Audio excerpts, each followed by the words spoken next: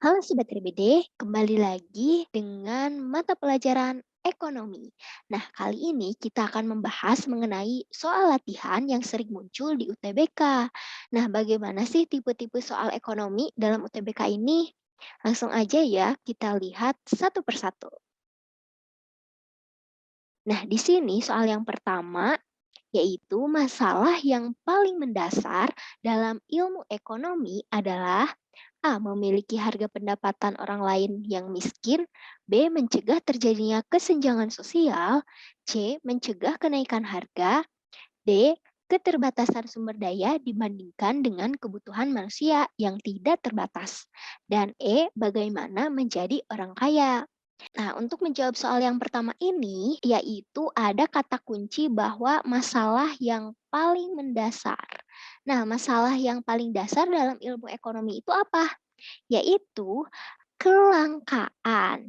Nah, maka dari itu, untuk menjawab soal yang pertama ini, kita cari pengertian dari kelangkaan. Coba, ada yang masih ingat apa sih pengertian dari kelangkaan itu? Nah, kelangkaan itu adalah terjadi ketika sumber daya alam yang terbatas, sedangkan kebutuhan masyarakatnya tidak terbatas. Nah, maka dari itu, jawaban yang paling tepat untuk menjawab soal yang pertama ini adalah yang D, karena pengertian dari kelangkaan, yaitu keterbatasan sumber daya dibandingkan dengan kebutuhan manusia yang tidak terbatas. Nah, gimana? Cukup mudah kan untuk menjawab soal yang pertama ini? Oke, next kita bahas soal yang kedua.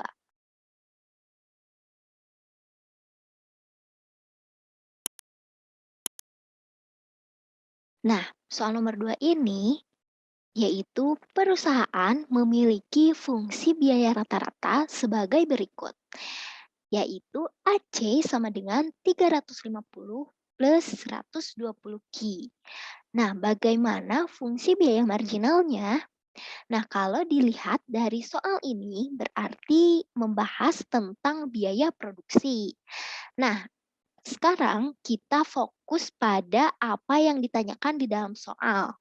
Nah, di dalam soal yang ditanyakan itu adalah biaya marginalnya atau MC. Nah, untuk mencari MC, kalian masih ingat apa rumusnya? Nah, rumus untuk mencari MC itu adalah TC aksen atau turunan dari total cost. Nah, lalu sekarang kita fokus pada apa yang dicari, yaitu MC. Nah, sedangkan rumus untuk mencari MC itu adalah kita harus ada total cost-nya. Sedangkan di dalam soal belum diketahui kan berapa total cost-nya. Nah, maka kita cari dulu total cost-nya, yaitu kita bisa menggunakan total cost sama dengan AC dikalikan dengan Q. Nah, dari mana kita dapat rumus TC sama dengan AC dikali Q? Nah, kalau kita ingat-ingat cara untuk mencari AC, rumusnya itu adalah AC sama dengan TC dibagi dengan Q. Nah, maka untuk mencari TC itu tinggal kita kali silangkan. Maka kita dapat rumus untuk mencari TC adalah AC dikalikan dengan Q. Oke. Nah, setelah kita dapat rumus untuk mencari TC, maka tinggal kita masukkan AC yang diketahui di soal yaitu 350 ditambah 120 Q, lalu dikalikan dengan Q. Nah, setelah itu kita kalikan satu persatu, yaitu 350 dikalikan dengan Q, maka kita dapat 350 Q dan 120 Q dikalikan dengan Q lagi. Maka kita dapat 120 Q kuadrat ya di sini. Artinya 120 Q kuadrat. Nah, maka kita dapat TC-nya itu adalah 350 Q ditambah dengan 120 Q kuadrat. Nah, lalu dari TC-nya di sini sudah diketahui nih. Maka untuk mencari MC tinggal kita turunkan dari TC atau total cost ini. Nah, cara menurunkan TC ini ingat-ingat Jadi kita turunkan satu ruas gitu. Untuk 350 Ki di sini karena variabelnya ini berpangkat satu, maka tinggal kita coret variabelnya. Nah, maka yang kita ambil adalah 350-nya. Nah, lalu karena di sini kuadrat, variabelnya memiliki fungsi kuadrat, kayak gitu.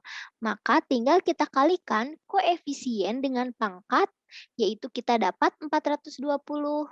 Nah, untuk pangkatnya, di sini pangkatnya 2 dikurangi dengan 1.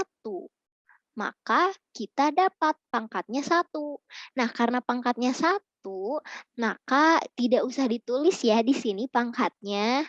Nah, jadi kita dapat nih turunan dari TC atau MC ini sama dengan 350 ditambah dengan 420 Ki. Nah, maka jawaban yang paling tepat adalah yang C. Seperti itu. Gimana? Sudah cukup paham untuk menjawab soal ini? Kalau sudah paham, kita lanjut ke soal berikutnya.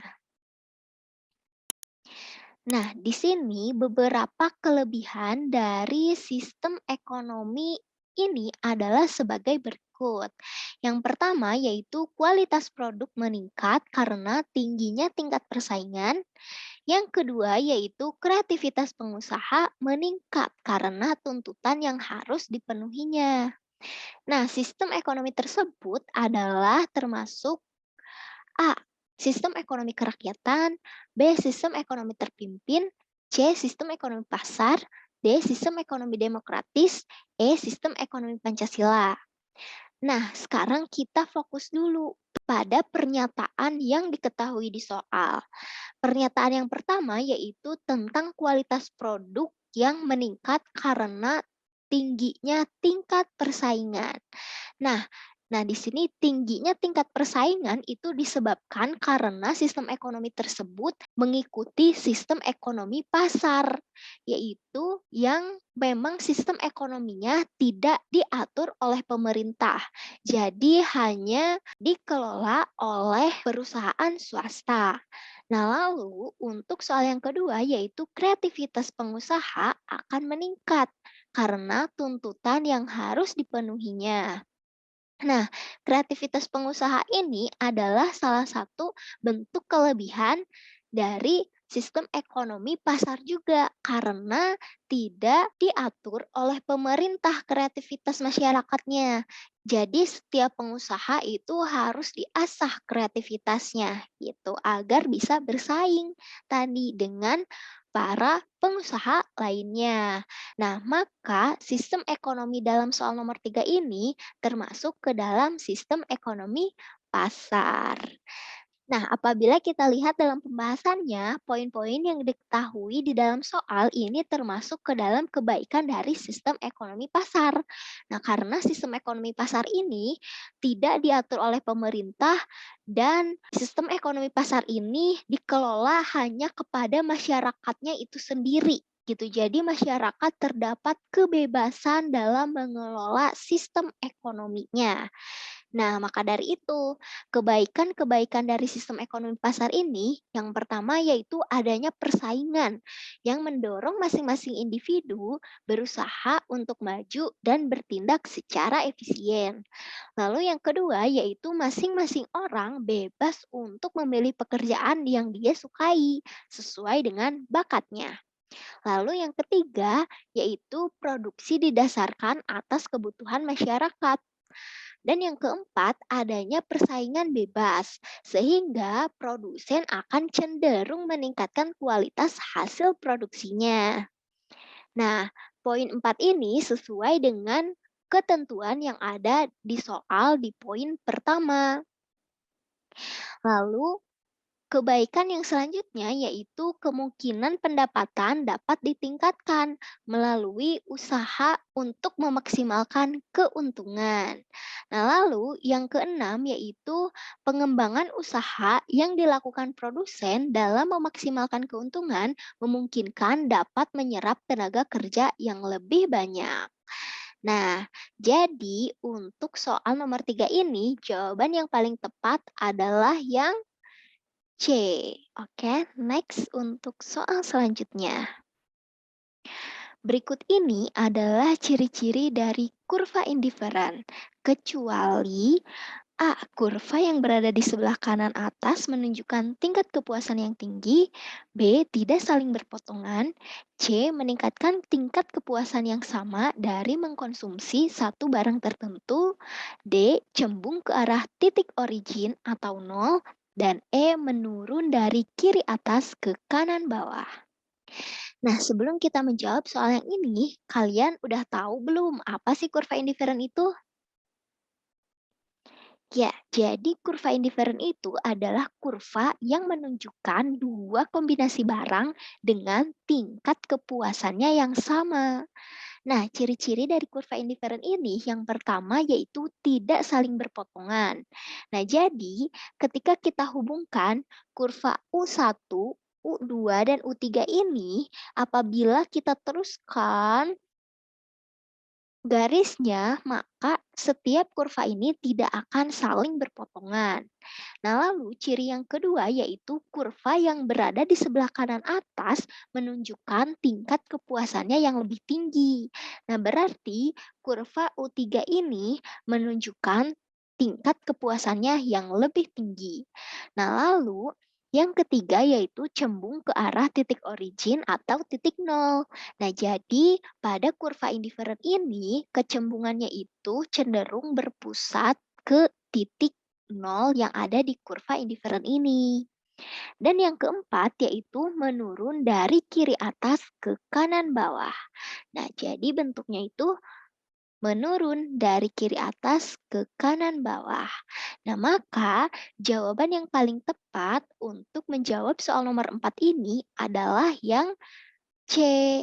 Karena yang C menunjukkan bahwa tingkat kepuasan yang sama itu dari mengkonsumsi satu barang tertentu. Padahal kurva indiferen ini adalah tingkat kepuasan yang sama dengan mengkonsumsi dua barang. Seperti itu. Jadi jawaban yang paling tepat adalah yang C. Oke, sekarang kita ke soal berikutnya.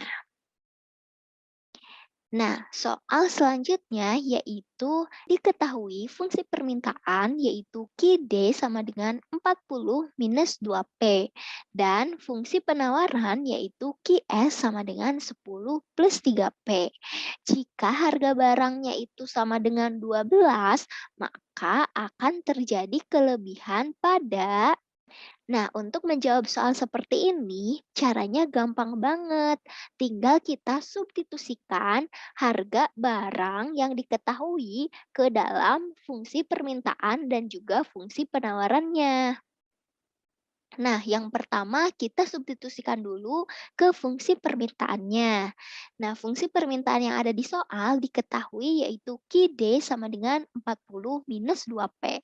Lalu substitusikan 40-nya tetap minus 2 dikali P-nya kita ganti dengan angka 12. Nah, maka kita dapat QD sama dengan 40 minus 2 dikali 12, yaitu 24. Maka kita dapat QD-nya itu adalah 40 minus 24. Hasilnya adalah 16. Nah, lalu kita substitusikan P sama dengan 12 ini ke dalam fungsi penawarannya.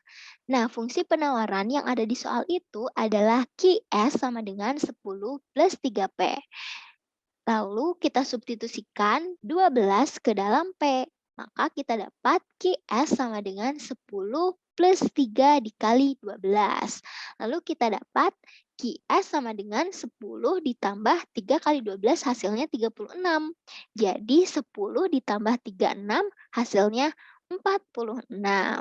Nah, jika kita lihat dari hasil substitusi kebersamaan fungsi permintaan dan fungsi penawaran, kita dapat bahwa Jumlah barang yang ditawarkan itu lebih besar dibandingkan dengan jumlah barang yang diminta. Nah, maka kelebihannya itu terletak pada penawarannya. Nah, lalu berapa sih kelebihannya ini? Nah, untuk menentukan kelebihannya tinggal kita selisihkan, yaitu QS dikurangi dengan QD. QS-nya adalah 46 dan QD-nya ini adalah 6, maka kita dapat selisihnya itu adalah 30. Nah, karena tadi yang lebih besar itu adalah penawarannya, maka kelebihannya itu adalah pada penawaran dan lebihnya itu sebesar 30. Jadi jawaban yang paling tepat untuk soal ini adalah yang D. Nah, cukup sekian pembahasan soal UTBK kali ini. Semoga video ini dapat membantu kalian dalam memahami menjawab soal UTBK-nya. Sampai bertemu kembali di video selanjutnya. Salam edukasi dari RBD.